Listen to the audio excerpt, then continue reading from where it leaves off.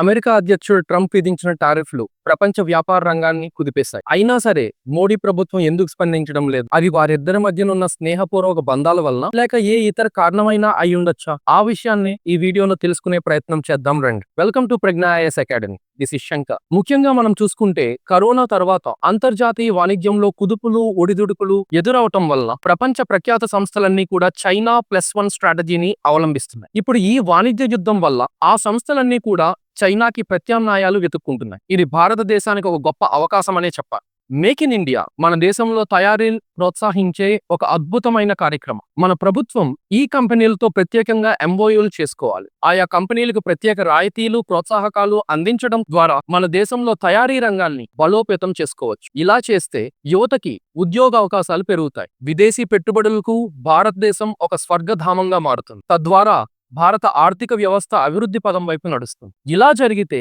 మనం అనుకున్న విధంగా 2047 నాటికి భారతదేశం 3వ అతిపెద్ద ఆర్థిక వ్యవస్థగా అవతరించాలనే కల నెరవేరుతుంది. కాబట్టి టారిఫ్లు ఒక సమస్య కాదనే మోదీ ప్రభుత్వం ఆలోచిస్తుందనే అనుకోవచ్చు. ఇలాంటి మరిన్ని వీడియోస్ కోసం సబ్స్క్రైబ్ చేయండి. జై హింద్.